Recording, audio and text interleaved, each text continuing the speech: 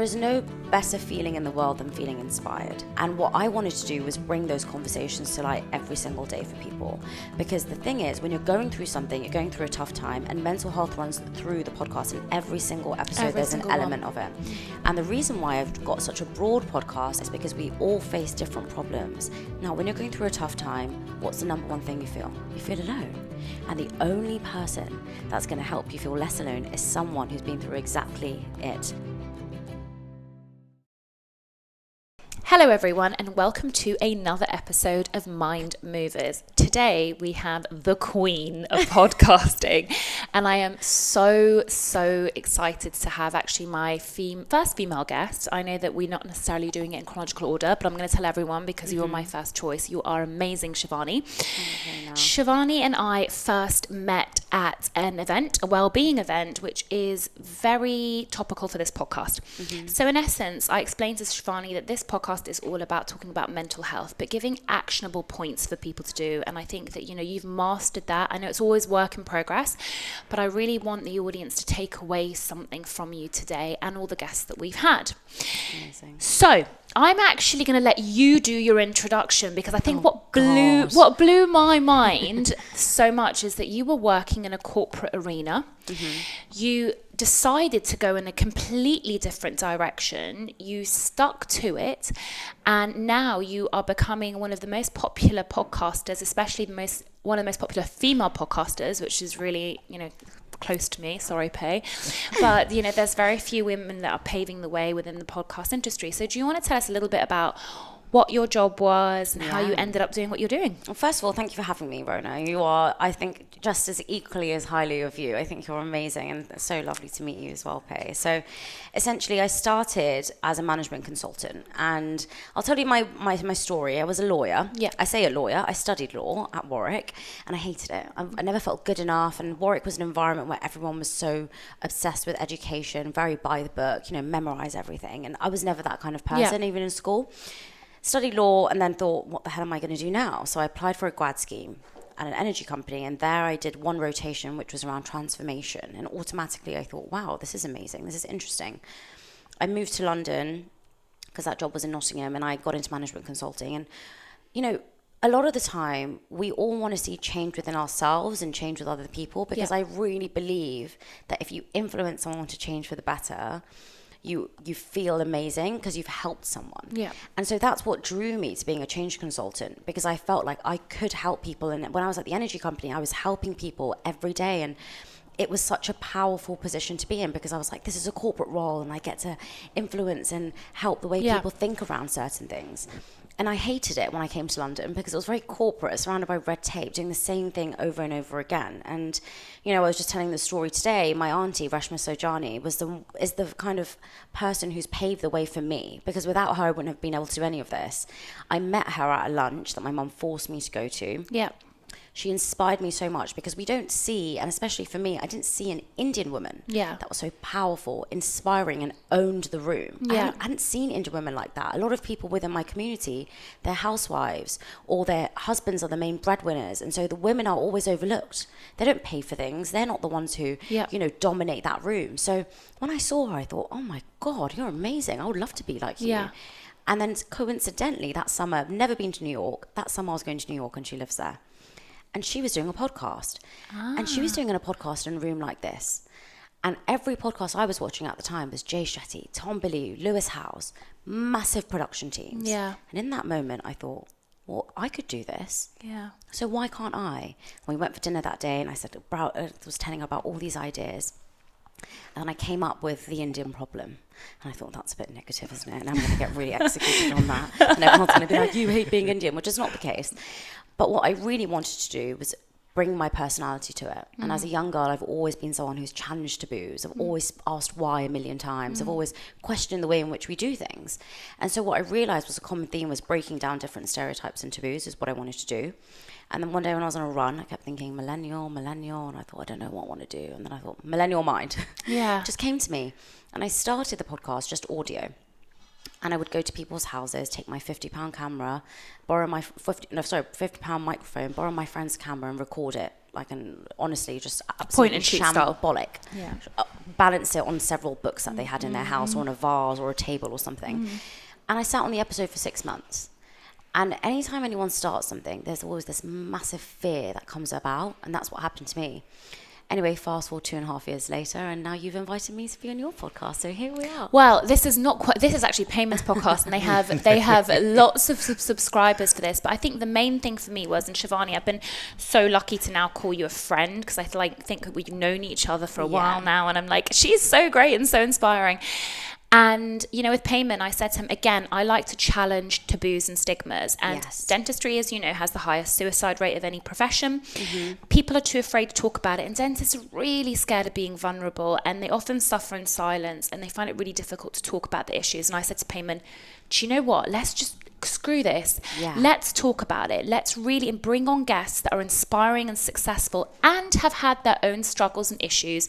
We can talk about it.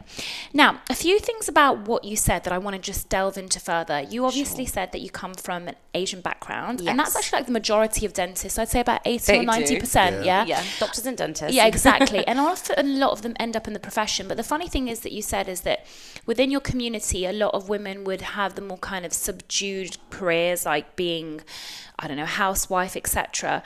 But interestingly enough, what we see in dentistry is that they choose medicine because their parents want them to become a doctor or a dentist. In fact, even from Middle Eastern background, it was like, that's all you could do. But a lot of them aren't happy because they feel that the profession really isn't their calling. Now, I'm not encouraging people to sort of like just, completely go against their family and so forth. But did you find that a challenge, going against your own family, saying like, I trained to be a lawyer, but I'm going to do this whole podcast thing? And obviously that generation are like, what on earth is like a podcaster? Of course. My parents still to this day want me to go back to my corporate role. They'll tell me till the day I die, probably. Really? My dad ideally wanted me to be a lawyer. I studied at Warwick. He was so proud of me. And then I come out and I'm like, I'm going to go work at an energy company. Even though it was Eon, he was still like, what are you doing? Despite that, when I got the job in London and I was a consultant, when I was working there, I never felt the sense of purpose, right? I was just, what am I doing all the time? And for him, he was saying, but you're safe. You have a job. No one likes their job. Get on with it. Now, the thing I want to encourage people to do is never to quit and to just not have a plan. It doesn't work out for a lot of people that way.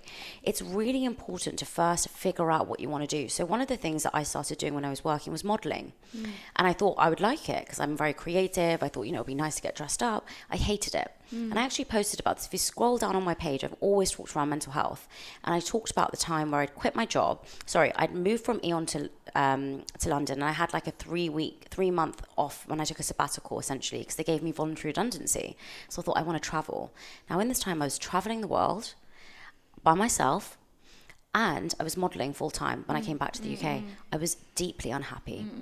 And I spoke about it. I said, everyone is looking at my life. I've been to Japan, Hong Kong, all of these amazing countries, the Philippines. And now I'm modeling full time and everyone thinks I'm really happy. I've never felt more low. And I've always been really transparent about that. And what my point is it's really important to try new things while you've got something safe. While you've got something safe, explore. And this is where I think there's a little bit of this toxic work culture vibe, which I'm not really in tune with, if I'm completely honest. Yeah. In order to do something different, you have to work hard. And in order to want to be successful in something, there are going to be moments and periods in your life where you have to work hard. I'm not saying you have to work 15 hours a day for the rest of your life, but when you want to change something, something has to sacrifice. Now, if that can't be your salary, if you're not in a fortunate position where you can just let go of your role or go part-time or something, then what you have to do is your evenings and your weekends, you need to explore what you want to try. But how do you do that? What do you enjoy? What are your strengths? Where are you envious? I always tell people to start with that. Where are you feeling, I wish I could do that. So cool she's doing that. Well, you can, right? I love that. If you're looking at someone online and thinking, God, I'm so jealous that she gets to speak in front of all these people. You might not get to speak in front of 300 people right now. But you can. But what can you do? You can go on your Instagram and you can speak to the 400 people you have as your followers, the 10 followers you have. Grow, be more confident. Someone's going to notice you and say, come on. I had no idea that I could do corporate workshops. From my podcast, TSB, McKinsey & Co., Red Kite, all these companies are reaching out and saying, can you come and speak at our organizations? But how did I do that? From focusing on the thing that I loved. But do you know what that reminds me of? And I didn't know if you know this, Pay, but on one of Stephen Bartlett's most recent podcasts, he actually spoke about Shivani. She's laughing because she remembers this bit because it was quite a big moment, because he was like, he saw the kind of courage and gumption that she embodied, and she literally, you know, had just started out, and she was like, hey, will you come on my podcast? You know, you can go further into the story. And he was like, I just couldn't believe the confidence she had, and of course I had to say yes, you know, and she didn't really have She asked the question. Yeah. It's funny, the reason why we don't ask the question, for me, I've been around lots of super influential people. I've got some best friends who I should ask some questions of, you know. The billionaire guy could invest in this, just known me since I was 11, but I haven't asked the question. And it comes down to, I don't want to be the guy who asks that question sometimes, yeah. And it comes over to the final analysis is that fear of being judged for being the guy. Rejection. Well, being the guy who, interesting. if I met Stephen Bartlett, I'd like not to be the guy who asked the question, and yet asking that question changed your career, and so it's a funny balance. It's tricky because the only thing that's stopping you from asking the question is ego, because you feel embarrassed. That's why you don't want to ask, right? To your billionaire friend to invest in this, you probably feel, I don't want to ask him because I don't want him to think I'm leeching off him, or, you know, or I feel a bit unnervous of what he'll say. But that's our ego. When Stephen said that, he said to me, there's two things that could have happened. You would have been in the exact same position if you didn't ask the question. The exact same, right? He said you would have maybe got an ego dent if I had said no, but you would have remained the same. But by asking, this is where you got. And, you know, it's not as easy to say, just ask your friends for favors. I still struggle to ask my friends for favors, right? Because it's an ego thing. I feel bad. But what we need to remember is that if we don't ask the question, we're never going to know the answer. It's a no. The answer is a no. But whether also, you ask it or not. My motto in life, actually, it's completely different. I say, you don't ask, you don't get. Yes, agree. And I remember ages ago. Rhona, you treat these celebrities, Do you say to them, hey, can I do a selfie with you no, right now? No, but I also do find there's an element of things being a little bit tacky, where I'm Agree. like, and I also do believe that, you know, it's different, because when you've got that relationship with the doctor, you are also going to them for different reasons. There's consent, there's confidentiality, you know, we're accountable for the things that we're doing. So I'm not like a random person. So they're trusting me with a part of their body. I don't feel it's appropriate. Now, a lot of dentists do, and they're like, oh, can I do this? Can I do this? And I actually find it quite cringe. So unless they say to me, oh, I really want to, like, would you want to do part collaboration, etc. You know, I've got some people on the books that know I have had to even sign NDAs, you know, to say that I'm treating them. So I think there's that, but it also reminds me. So one of the things that happened is that when I started looking at Shivani's page and I was like, oh my God, she's so impressive. And it was the way that she spoke, it's her confidence, it's her ability to relate to human beings, it's the empath that we talked about, and I see that in myself as well. And I remember she saw me post about one of my best friends who's incredibly influential and inspiring. She was like, oh, I'd love to have her on the podcast. And I said, no problem at all. Spoke to that best friend, got them linked together. And then a couple of months later, Shivani's like, you know, I've been meaning to ask you, will you come on my podcast? And honestly, I was like a little girl. I was like a 10-year-old girl, because I was like, I matter. I was like, you know, at that moment, what's really important to know is I didn't know Rhona very well. I'd met her once. I'd met you once at that point. It's actually that week I saw you at the gym. Afterwards. But I think what's really key to know is I didn't say to you, Rhona, can you get me on her podcast? I said, I would love to have her on my podcast, which was a genuine thing. I said, I would love to have her. If maybe I said to Rhona, please, can you get me on her podcast? Rhona would have been, I don't even know you. You probably would have helped me. But, you know, it's the way you approach a conversation. And a lot of the time, what you just touched on before is mutual benefit. So if someone comes to you with part collaboration, they're getting a benefit. And therefore, you're getting a benefit by posting them. There's a mutual benefit. Let's say for your billionaire friend, what is that mutual benefit? You believe in the vision and the mission of this company to grow, and we believe that your expertise and your strengths are going to help us. That's why I'm coming to you, not as a handout. And it's all about looking at that value. I was just about to say the V word. It's value.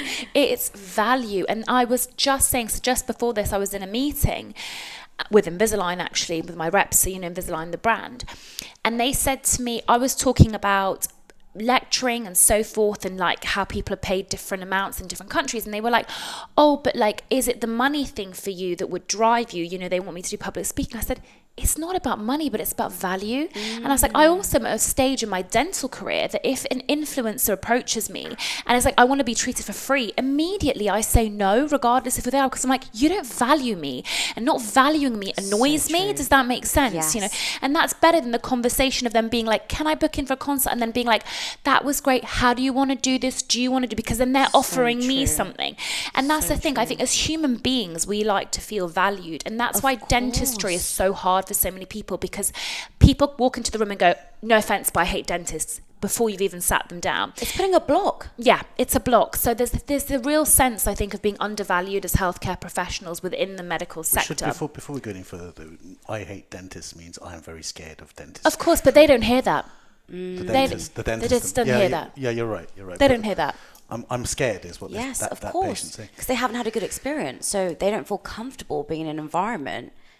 Shivani, I'm interested in your move away from your day job. Yeah. And your drive. So, I mean, I told you, I listened to that episode that you did where you went month by month, what I did that month, and I suddenly realised I'm not working at all.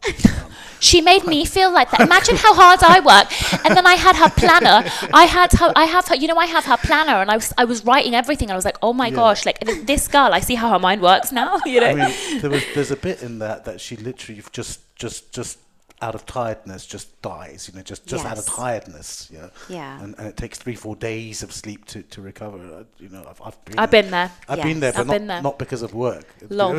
He's a party boy.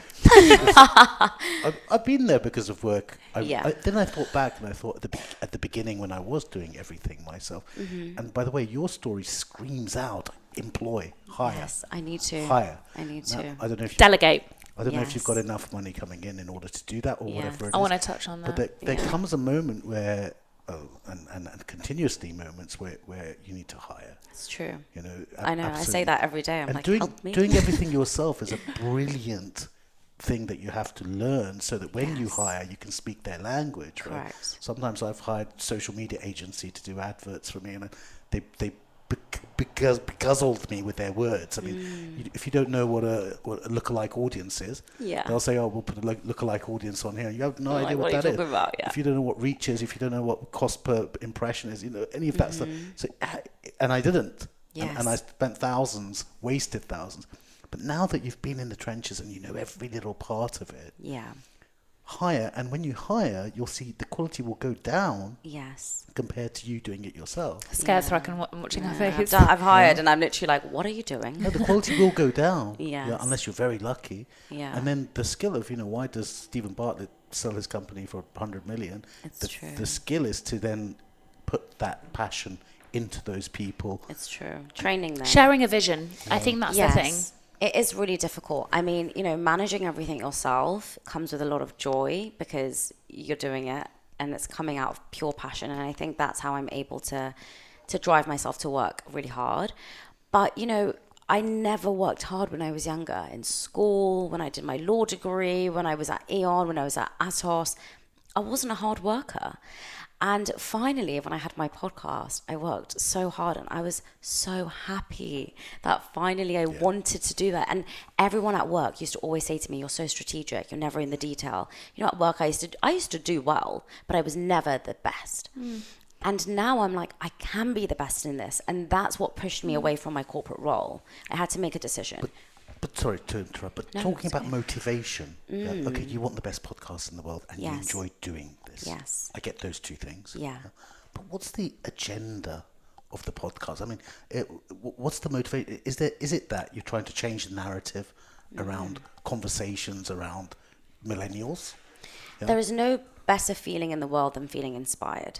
There's nothing that will drive you, make you smile on your face, make you go on with your day when you meet someone and you feel, wow, they inspired me. And what I wanted to do was bring those conversations to light every single day for people. Because the thing is, when you're going through something, you're going through a tough time, and mental health runs through the podcast. In every single episode, there's an element of it. And the reason why I've got such a broad podcast, and there's not a niche, and everyone told me to get a niche, but the reason why there's not is because we all face different problems. And often the people within our circle don't don't face those exact same problems. Now, when you're going through a tough time, what's the number one thing you feel?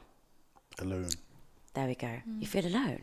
And the only person that's going to help you feel less alone is someone who's been through exactly it. And I go through the podcast and I will share, like with Rhona, I struggled in school. I worked my arse off. I became a dentist. After that, I struggled with my application. I persisted. I saw this revenue. I got my practice. COVID hit. Then what did you do? Someone going through that at the moment is going to listen to her and think, she did it. I can do it. She did it, I can do it. This is what she did. These were her tactics. They're not going to work exactly the same. The pandemic isn't hitting, but I'm getting really low reach. I'm losing loads of staff. What do I do? Okay, reinvent myself. How can I do this, this, and this? And they've got Rhona's blueprint. And there's thousands of conversations like that. And I totally agree with that. And the thing is this is why we have been so inspired to have these conversations, because Payman up until now has been interviewing dentists. Yet dentists contact me every single day and say, but what helped you? What inspired you? And I'm like, listening to non-dentists, reading books from Jack Canfield. You know, we've spoken about this. Tony Robbins? Yes. Robbins, yeah. Yeah. And like listening to those people that, you know, came from really difficult backgrounds, the gutter, the struggles, the failures, and then they managed to overcome it. And I learned from them, because these are life skills and inspiring stories that you can apply to your everyday life. And not everyone has to come from the gutter. I remember I interviewed this lady from Mumbai. She has her own brand, Papa Don't Preach. It's one of the most famous brands in India. And she said, I had privilege. My dad bought me my shop. My dad invested in my company. But she said, what did I do with that privilege? I've employed thousands of people. She said, even though one of my brands is so famous, it's like, I don't know how to describe it. She said, there's still months I don't make money. Everyone who listened to that episode was like, you are joking. It's like Dolce & Gabbana coming out and saying, there's some months we don't make money. And being vulnerable and sharing those moments with other people allows them to relate with you, and it allows them to make a change. And if someone makes a change according to your story or someone else's story, there's no greater feeling than that in the world. Do you know what? I want to strip back again to privilege, because I think that's also an important point. Yes.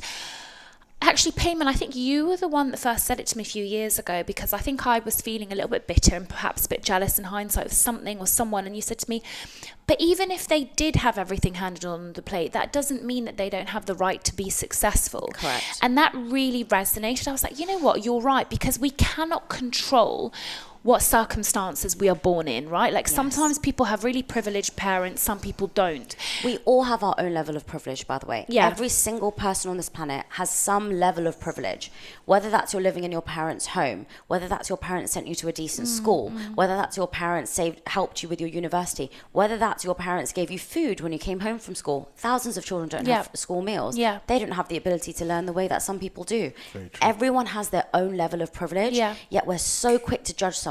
Exactly. If they've been brought up with a little bit of money, or if their parents have invested. Correct. What are they meant to do? If my dad is a billionaire, and let's say I got a podcast studio, for example, in London, then great, I've done something with that privilege. He isn't. So I'm going to have to build it. Doesn't mean I don't have some level of privilege. Exactly. I think the Sid podcast was very good, because he's the son of the Vijay guy from Mallya. Kingfisher. Do you know that brand? The beer Of course, brand, of course, yeah. And I mean, I hate to say that, because the whole podcast was about him. Yeah, how he lives in his shadows. Yeah. But my billionaire friend is a billionaire son, and Right. I've watched him. Same struggle. And it's hard for them, because if your parents are so well off and so successful, anything You're you in do, the shadow. It's people because will of love that. to say it's because of that. But yeah. People love to blame your success on Correct. something that they cannot achieve. Exactly. So Rhona, you're only successful because of this. The only person And I get that all the time. Of course you do. Of course you would. Because once you get one celebrity client, like with Stephen Bartlett, everyone will say, I'm only successful because of him. My profile didn't increase. Yeah. The credibility was really important for me. Yeah. I had 6,000 followers when I was in LA. I had 6,000 followers when I left. He never posted our podcast on Instagram. The only reason my podcast blew up was in July when I was talking about marriage. But still to this day, everyone forgets April till July is a very long time. Everyone will say, well, Stephen blew up your podcast. No. But it's easy for people to say that, because they're like, well, I'm not going to get Stephen, so I can't achieve that, Shivani. So what you've done is unachievable for me, and you have that privilege. But it's a way for people to justify their actions. But guys, both of you are famous enough that every time you put something out, there's going to be, let's say, 50 plus good comments, and let's say 5 bad comments. Yeah, and I understand what happens when you get a bad. By the way, I'm not famous enough for that, right? If I He's really famous in the dental world. I don't get any in either direction. Yes. I mean, I don't get loads of love either. I'll give you. I'll give you love. Yeah, we'll give you love. We love you, Pay. I get love. I get love, face-to-face love. Some people say, I've listened to the podcast. Loads of people do that, and that's interesting. It's interesting. Yeah. But I understand when you get hate, how that feels and how you have to deal with that. Yeah. It's a complex subject. Yes. But there's no way around it. Either ignore it or feel sorry for the person. I've just learnt to block it out now. Have you? I actually don't care anymore. I don't want to talk about hate. Yeah, because we talk about hate too much. No, I'm not I want good. to talk about the love side. When you get loads of love, is that like the driver? It's it not. Must be because it's so seductive. Like, you know what? It's easy for me to say that now, but please remember that for 2 years I barely got love. No one would reshare my post. I used to get maybe 17 likes. That's me now. 17 likes on my podcast. No one would share. But the driver is when I sit down and have these conversations, how I feel after is. I was just about to say the so same. Empowering. Yeah. I feel so inspired, and that other person feels the same. So that energy would last me through. And I used to always say at work, I would record one podcast a week, so I'd feel really energetic. Then I would edit it 2 days later, again feel the energy, and then I would feel like, oh god, this is so difficult. I'd put it out and I'd feel so crap. No one would like it, no one would share it, and then again I'd record it. So it was like an up and down balance, but the podcast kept me going because I knew from a young age I was able to have those conversations. Because for some reason, when I was younger, people always used to open up to me just randomly. I went to get my eye surgery once, and the guy took me in the room and said, just wanted to let you know that, I don't enjoy working here, and told me all this stuff. 2 weeks later, they went bankrupt, and he already told me that 2 weeks before. And I was thinking, why have you just told me? I'm a random customer. No, but you have that. But you know what? It's so funny that you said that, because exactly how I felt like after I did Shivani's podcast, and even when I did the first one with you and Prav, it's that energy you feel, and I'm sure you get that. And the thing is, it's that whole back thing, like we were talking about another podcast about connection. It's all about that connection, because human beings are all connected, and that importance of that interaction. The other thing is as well is that it is what fuels you, and it is passion. Because if you came dragging your feet, being like, oh, I've got to record another podcast, and today I can't be bothered. But it's the same with like dentistry, in the sense that like I really love it. Like yesterday, like every single time I finish a smile makeover and the patient's happy, it's just priceless, the way you just feel really good because you're giving something to someone, they're receiving, and that energy cycle is just really powerful, I think, Sure. And that's what it's all about, finding that what you're passionate about. Question is though, so we already discussed that with your family, they were like, no, you're going to go back to this. But what gave you the strength to listen to your own inner voice? And I think that people find that really difficult, right? Like they know it's that gut feeling thing, right? Your gut is your second brain. You're like, I'm in the wrong job. This isn't for me. But having the courage to leave that security. I haven't told a lot of people this, but I took a sabbatical. So when I had my job, I thought, you know what? I just released the planner, and I just thought, let me just take a sabbatical. So for 3 months, I asked work for a sabbatical. And in that time, I achieved nothing. Absolutely nothing. I thought I'd start my coaching. I was coaching, I had the planner, I had the podcast, and I thought I just need time to figure out what I'm going to do. And I'm being completely honest, I did a course, I tried to do loads of different things. I achieved absolutely nothing. And at the end of that, I still thought, I can't go back. And I remember my mum and dad, my dad wasn't really talking to me at this point. And I remember, just thinking, I have to go back because I'm not making any money. I don't have a bloody plan. I've still got 3,000 followers. Nothing's happening. I went back, and my dad was like, I'm really proud of you. And so he instilled that in me to go back to work. I'm proud of you for going back to your job and making the right decision. So then it was in March when I said to myself, I'm going to give it one more shot, and I'm going to just get a studio. Now, with the studio, what was different about that, it was this more aesthetically pleasing to watch, and I could cut up the clips and put them on the social media, so it was attracting more. So what I was seeing from there was more and more and more attraction. Now, at this point, bear in mind, I had my job. I'd used every single day of annual leave to go on my podcast, and I only had 6 days of annual leave left, and we were in August. So I was thinking, what am I going to do? Now, having the right people around you is the most important thing. And my boyfriend is an entrepreneur himself. He comes from a family of entrepreneurs, and he always said to me, just quit your job. You'll find out a way. My mum and dad are like, you're not married, you don't have a house. What are you going to do? You're not going to be able to get a mortgage. So I had these conflicting views. But there was a difference. I'd be at my job and I'd be presenting, and then I would get invited to McKinsey and I would shine, and everyone would be clapping and all the comments would be like, amazing. And then I'd go to my job in a room like this and I'd present and everyone would be like, Yeah. and I remember thinking, my God, this is so ridiculous that I'm focusing 8 hours of my day on this, when I actually have different income streams now. I have my workshop, I have my planner, I have the podcast, and I have my Instagram. So why can I not expand these 4 revenue streams? I've already got proof of concept. How can I expand? And I didn't quit. I kept going with my podcast. And when my video went viral and I was getting loads and loads of people interested, at that point I realized I have 2 choices. Do I want to be the number 1 podcaster, or do I want to be a number 1 consultant and a partner? And I realized I wanted to be a number 1 podcaster. And my mum always said to me, just do it. It's only a year. Now, the reason why people are scared is because they don't have a plan and they don't have a goal and they're not specific enough. So I had to tell myself, okay, my privilege is I live at home, right? So my expenses are my studio and my expenses would be other things. But I live a very simple life, and I don't go out that much. I don't spend a lot of money on things, and I'm going to sacrifice that because I know that every bit of money I get will go into the podcast, with the editing, with the studio, whatever. So I had 2 choices. I thought, okay, this is what I want to do. So now let me think of a plan.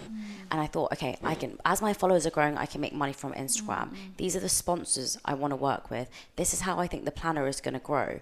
And I came up with all of these different solutions, and I worked out that I actually had different revenue streams, like my corporate workshops. I was more confident now. Bigger corporates were reaching out to me. I can charge a little bit more, and that will fuel the money. And as long as I was making enough to survive, then I was like, that will be okay. Sure. And I gave myself 1 year. I said to my parents, I'm going to do it for 1 year. My dad was very unhappy with me. He didn't really speak to me. He was like, do whatever you want, don't care, whatever. Yeah, but my mum was like, just do it for a year and see how it goes. I've never worked harder in my whole life, and I've lost loads of weight. I'm really stressed, but I've never been happier. I never have been happier. And I always say to people, taking the risk is the scariest thing. But you know that you're taking an even bigger risk by not focusing on what you love. Yeah, 100%. It's an even bigger risk. Couple of things, Shivani. I mean, when I was a dentist, full-time dentist, and then it was like 4 days a week, 3 days a week, 2 days a week, 1 day a week. So what you were saying, and then there came the point of stopping altogether, and it was a bit difficult that you sort of define yourself by your job and all of that. But I had this moment of clarity when I realized that if this project fails, I can go back and be a dentist. Exactly. And there's millions of jobs in the world. And if that project, if your podcast project had failed, you could go and become a management consultant tomorrow. You can and earn a good living and an ambitious life and so forth. Yeah. So anyone who's thinking of making a jump, especially a dentist, especially a dentist, because you can cut down your days, you can increase your days, you can leave it, you can come back to it. And I think, sorry, how are you now defining success? If I'm going to be completely honest, I define success, I think, by money. And I think the reason I do that is because growing up as a woman, I was never told that I would be someone who would be a breadwinner. I was never told that I could be someone that could earn a lot of money, probably 60, 70K if I was amazing. That was my cap. Earning £60,000, £70,000, which is a lot of money, I just want to say.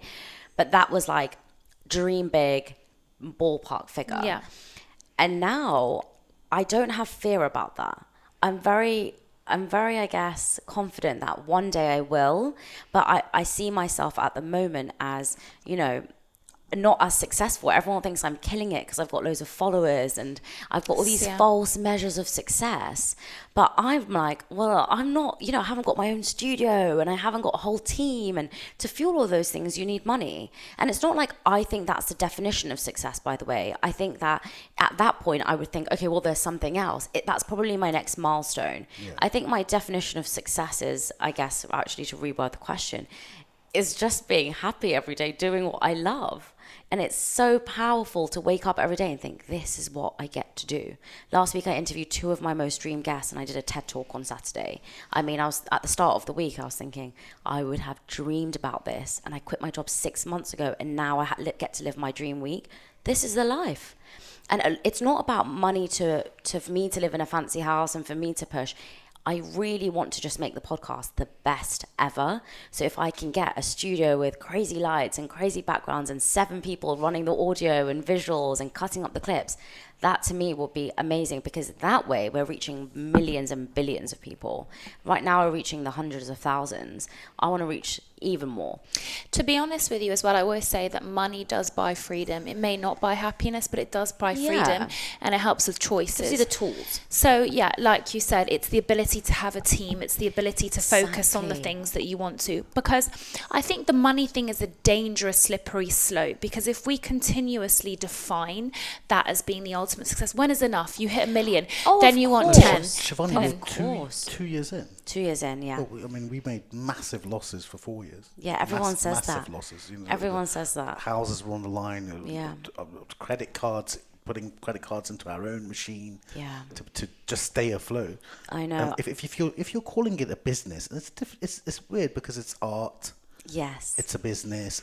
You can get a university degree now in podcasting. You know that. Of course. Yeah, it's a business because it makes money, right? Yeah. And it's got, But, for instance, this podcast, we advertise on many podcasts, but we don't allow advertising on this podcast. Right. Yeah, because this isn't our business. This isn't our primary business. Not saying I won't. Yeah, of course. But the point I'm trying to make is that you're very, very early on. Yeah, everyone always tells me this. You've had massive success in the first 2 years. I mean, if you saw me 2 years in, I know it's a different thing. It's a product and all of that. Yeah, we were in massive trouble, massive trouble. And you've got to sort of think to yourself of, if you do get those staff and you get the cameras and you get the most important thing is still the conversations. Oh, 100%. Yeah? I think maybe I didn't word that in the right way, because what I mean by it's just working the success of this business is that at the moment I have to go to the studio and record and press the buttons and check the lighting and check everything. I have to carry 4 bags with me. I've seen her in action. She's seen me. I wear different clothes to the podcast because I'm sweating, because I'm running from one meeting to the other. I then go back and I have to mark every single second of that podcast for TikTok, for YouTube Shorts, for YouTube long form, for Instagram, and then for LinkedIn. So if I had the resources to do that, it would make my life a lot easier, and I would be able to churn more and more and more. My vision would be to do this every day. But at the moment, everything is slow because I have to do it all myself, because I don't have those funds. Right? And it's like you, for example, imagine cutting the whitening trays, making the gels. Do you see what I mean? I was there, right? Yeah, of course. But we all were. We all were. Yeah. We all were when we were building that.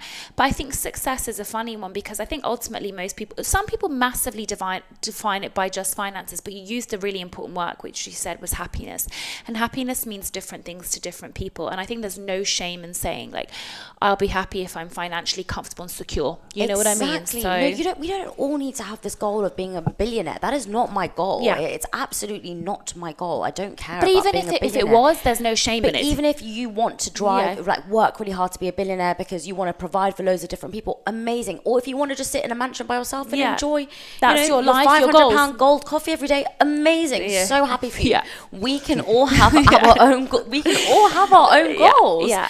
And I think that there's also this thing around money shouldn't be a goal. I definitely think it should be a goal for people, because it gives you the opportunity and the freedom to do things that perhaps you don't get the opportunity to do because you're limited by that. And that doesn't mean you should ever chase the money. When I started this podcast, I didn't know you could make money. Yeah. I had no idea. I did it as a passion project. Yeah. Everyone told me, you'll never make any money from it, yeah? It's just a hobby. And I said, yeah, I know. I'm not trying to make any money from it. I'm just enjoying myself. And even to this day, people say, why haven't you got a sponsor? I'm just enjoying myself, and I'm not going to jump on the bandwagon and get 3K from a random sponsor I don't believe in. Yeah. I'm just not going to do it. It has to be aligned with your values again. Exactly. Shivani, the video that went viral, actually that was the first time that I met you at the Salters event, but the video caught my eye. So in short, Payman, this video... Why aren't you married yet? Yes, did you see it? No, I heard about it. This is something that I massively resonate with as well, because I think as strong, empowered females, it's really difficult because people are so quick to ask that question. When are you going to get married? Why aren't you married? And then when you get married... It's a thing. It's a thing. I know people ask the question because, if I'm wearing an orange tie, people will say, hey, nice tie. It doesn't mean they like my tie. It's No. the elephant No, in there's the room. more. This is what it is. This Yeah. is what it is. Of course people it's don't ask the very question, rare. It's very rare that if a young man walked in here, the first question you would say is, Men and when women you are getting different. married? I mean, so what? The questions are different for men and women. So What would be the standard question for men though? what's your job? What's your next job? But I get asked that all the time. Fine. I think the thing is, He likes to challenge. No, I like it. I like it. I think I'm open to it. Bring it on. No, I'm joking. I think the thing is women are told that their goal in life is to be married, right? And whether you agree with it or not, for a lot of women, when I was younger, it was you need to learn how to cook and clean when you get married. You need to be subservient because when you get married, that narrative is fed to several women. And when you're not married as a woman and you're strong like Rhona and I, people are like, bloody hell, What's wrong? You too? No wonder you're not married. Yeah. You know, it's that constant narrative. And I don't publicize my relationship with social media, neither do you. And we don't feel this justification to do that. And I think that this constant question of why you ask me when I'm getting married, I even said it's not coming from a bad place in the video.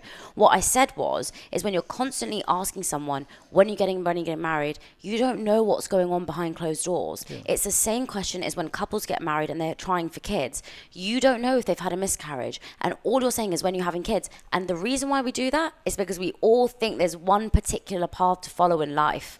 When you go to school, get married, have kids. So when you're married and you don't have children, I get there's no bad intention, but we should be more conscious as a society to think about perhaps someone has just had a miscarriage. I'm not saying people will ask and you need to just lump it. I am saying that. I am saying that for day to day. Yeah. And I'm sure you understand. Yeah, I get what you're saying. What I'm saying is I'm disappointed that it's still a thing.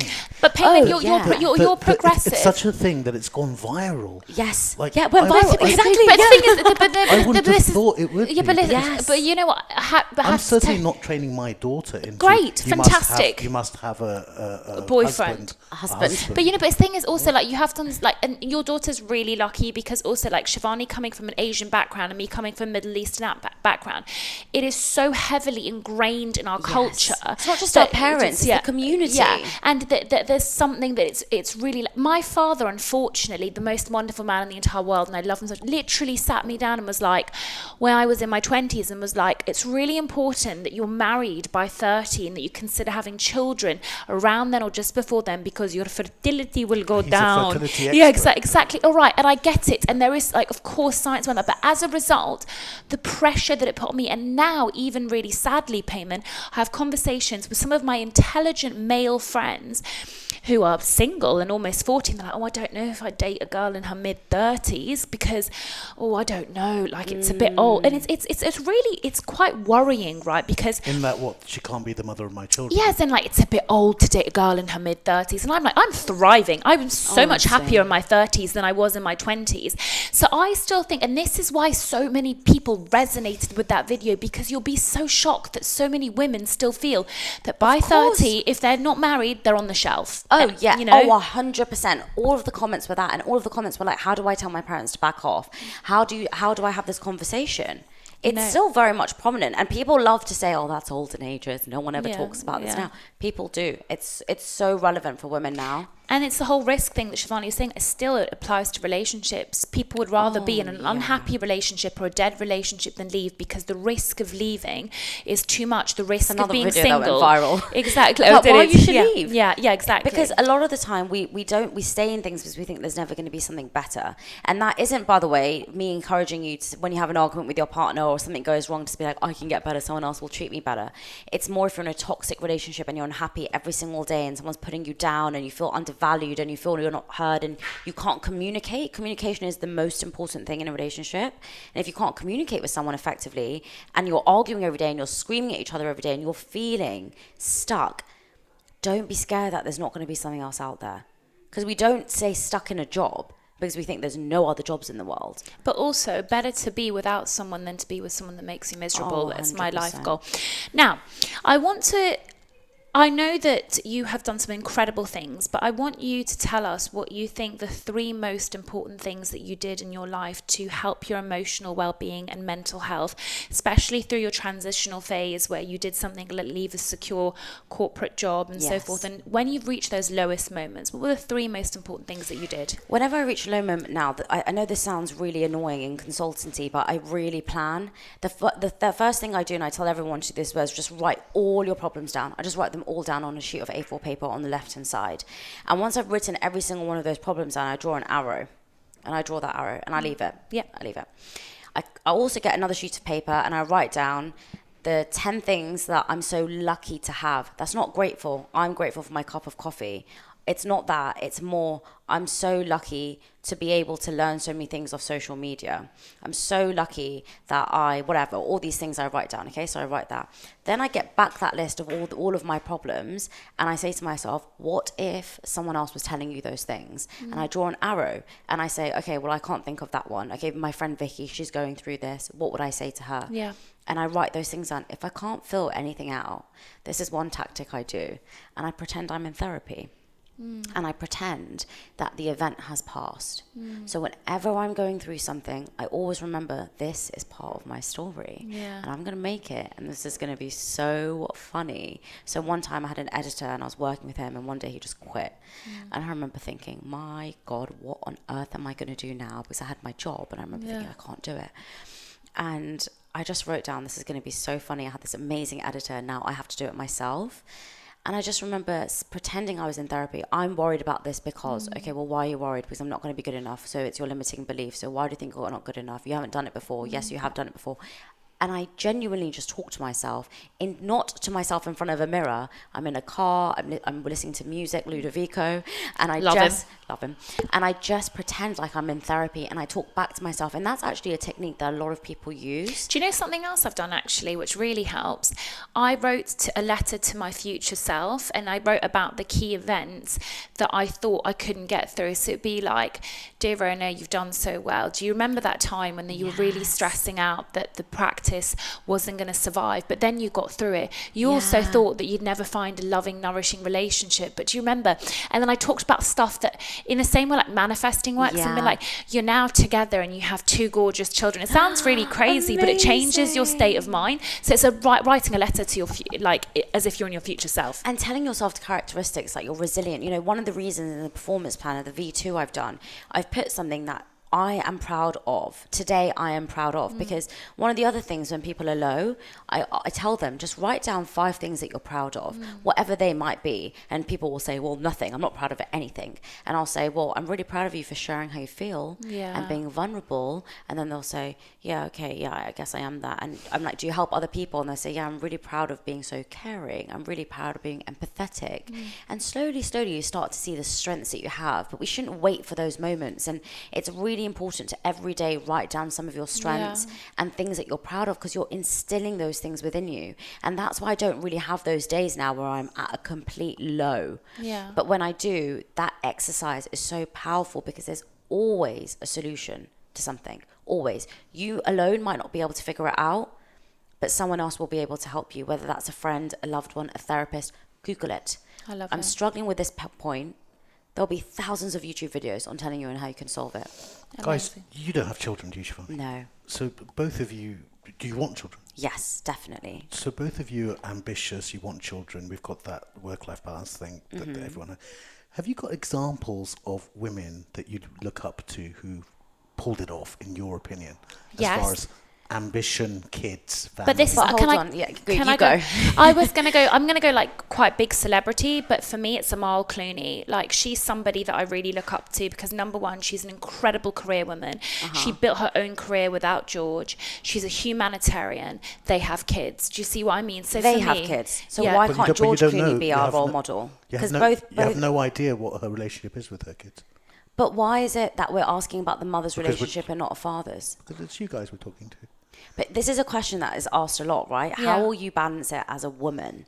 But that question is never asked to men. You know, why? It is different, right? Why? Evolutionary. It's different.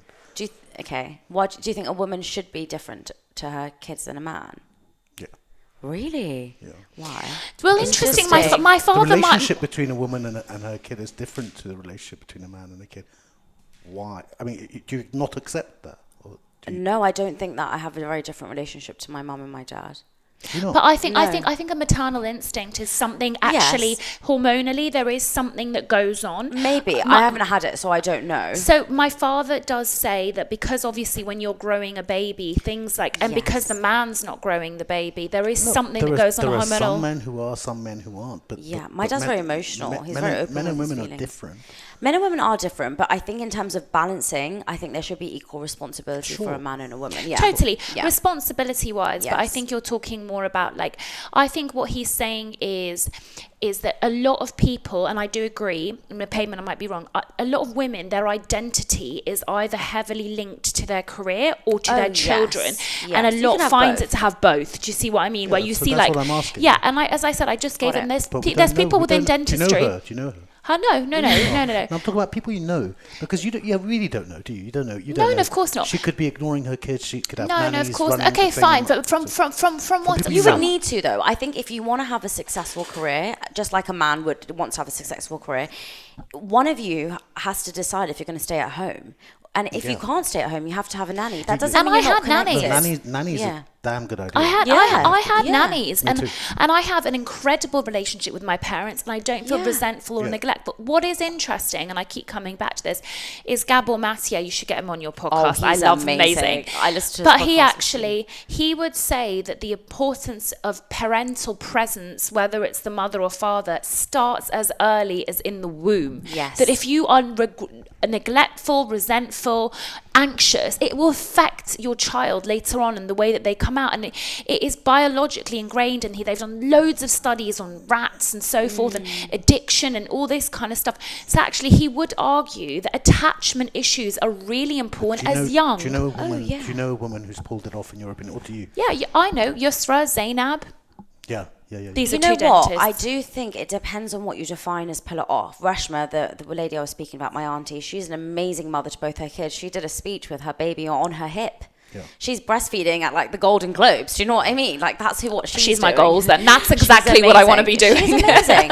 But, you know, at the same time, she was on her book tour and her son was with her. And that is managing it. That's hard. And you have to make a decision. But, you know, at the end of the day, we are women who want to do the best because we want our children to be like my mum. Well, this is how I see it. I want my kids to be like, my mum did that for me. My mum was able to do it, so I'm going to do it. I don't want my daughter growing up being like, well, mum stayed at home and dad did all the work. Yeah. So, you know, I think it's what role models do we want to be? And when you communicate that with your children as well, to say, I'm doing this for you because you can feel And that's empowered what my and you parents can did feel with me. strong, then there's not that level of resentment. If you're out and about and you don't communicate with your child, and I think a lot of the time we think of children as like infants, and therefore, you know, we can't explain things to them. But often communication is the key. Look, with your level of ambition, for the sake of the argument, if you didn't pursue your own goals when you have I would kids, feel resentful. you'd Of feel course, resentful, of and that would just end up. But being a Payman, problem you know, in itself. Exactly. You, It's so true. you often ask me sometimes about one of my biggest drivers, and I'll tell you one thing is that sometimes I saw, for example, I went to university with some girls, their mums were like avid housewives, gave up everything, did nothing, kids went to uni. Mum went off the rails, quite literally. I know that. Although if you can pull that off. Yeah, Great too, yeah, right? it's great If too. whatever- But literally, whatever there was a that lot. is, There was a yeah, loss but- of identity because the course. kids grew up. I see that with my wife Yeah, right now. you know, so, the kids grew up, and it's like, what do I do now? Yeah. Now, Shivani, I know that you're a very busy woman, but as always, it's been such a pleasure to speak to you, and you know, one of the most inspiring people. I'd also really encourage Payman for you to get her planner. It's changed my life, but that organization in your mind. We actually had a guest on as well a couple of weeks ago, and he talked about systems and how systems Yes. really help your mental health, because he said goal-driven stuff can be detrimental sometimes, because when you don't reach that goal, you beat yourself up. But systems, achieving things within your system, so it could be things like going to the gym, eating well, drinking enough water. And I find that your planner has given me a real structure to my systems, because I'm like, I want to do this in my month. Yes. It's not a goal. It's part of my ecosystem, you Well, know? there's different things. There's outcome-based goals, which is the big section for your big picture goals, right? Outcome-based goals would be, I want to go on TikTok by 1 million. My process-based goals are, I need to post 7 times a day. These are the times I'm going to do it. This is who's going to cut up my videos. This is going to be how I'm going to do my subtitles. This is how going to be detailed my the planner caption. is. This is how detailed the planner is. So you write down all of those processes. Now, let's say I finish those processes and I've allocated time every day to work an hour on TikTok building. At the end of the month, if I haven't hit 1 million, it doesn't matter. I've hit my process. Right? Exactly. The process-based goal is key. The outcome-based goal will always change, because what if I hit 2 million? Yeah. Right? And then that way I'll be like, okay, now my next one is 5 million. And so with numbers, you're always chasing. You're never going to get there. Goalposts change. You have to think about your habits and your systems that help you implement those goals. If I want to lose 20 kgs, for example, my aim is to go to the gym every day. Well, if I go to the gym every day and I'm going to do it for 30 minutes of cardio and 10 minutes of what is it called? Strength-based training. What am I saying? Strength-based training. Strength-based training. Then every day when I'm hitting that, I'm feeling closer and closer. Now, if I don't hit that goal specifically, I'm feeling stronger. I'm looking better. I'm in that mindset of continuing to push because I'm seeing some level of small change because I'm being consistent. At that point, I can say, well, my outcome goal wasn't what I wanted to hit in the first place. I actually just wanted to feel better. Exactly. I wanted to feel confident. So those outcome goals can change. Can I ask the final question? You can, okay, you know I like to do my, which I've written down, but you can ask the final question. Go on. What keeps you up at night? That's a good one. I actually had that written down. A lot. I think often, am I ever going to be enough? Because I'm growing so quickly at the moment, and it feels that everyone's praising me for things that I don't think I should be praised for. And I think, will it ever make me feel enough? Like, what am I looking for here? I'm so happy with these conversations, but I'm very uncomfortable with everyone saying, like, you're killing it, you're so successful. I'm like, why? Why do you think that? I find it very strange.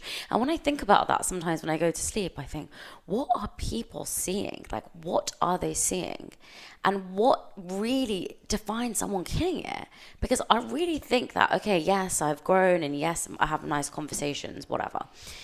But what am I going to do for the rest of my life? Is this what I'm going to do for the rest of my life? And sometimes that scares me, but I think I do have a little bit of a plan. And again, this is where I think, it's so important to dream and just think, who do I envy? Who do I want to be like? But yeah, definitely thinking about 5 years' time, if people ask me that, freaks me out because I think I don't know.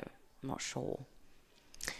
Imposter syndrome at its best. You are killing it, Shivani. I know. So stop saying that. So But you must feel the same. Oh, all the time. It's funny, isn't it? All the time. People I have been get telling so me- shocked when people say to me, I like, find you've it done so. uncomfortable. No, but when people are like, you've done so, I genuinely don't believe I'm yours enough. is tangible. But yours is tangible. What is my tangibility? But the thing is, I think yours is so much more tangible. And I think in a way, sorry, I know we're meant to end this. I'm going to round this up. In a way, you said, I'm really in a fortunate position because I've always been passionate about media, right? We've spoken about this. I love my job. There's elements of my job that I'm like, oh my God, I hate this, like the admin side, the boring bits of dentistry. But I love media, right? I was so good at drama and I was so good at philosophy, English literature. And I really, really, really was so upset that my parents stopped me from pursuing that, because literally my English teacher was like, she needs to get to Oxbridge. Like I applied to Oxbridge. They're like, she's so good at English literature, 100% in my Shakespeare A-level paper. And my dad goes, for what? To be a teacher? He goes, she can do this in her spare time. It's like, you can't say that to teachers. Anyway, the point is, I am glad that I did dentistry because I still wanted to be a dentist, but that doesn't mean that I still can't do drama. And this year I was like, I'm going to go back to acting school because I just want to. And she's coming with me, you know? And you know what? I'm fortunate enough because I can do that because I can still earning at the same time. But as you said, it's plans.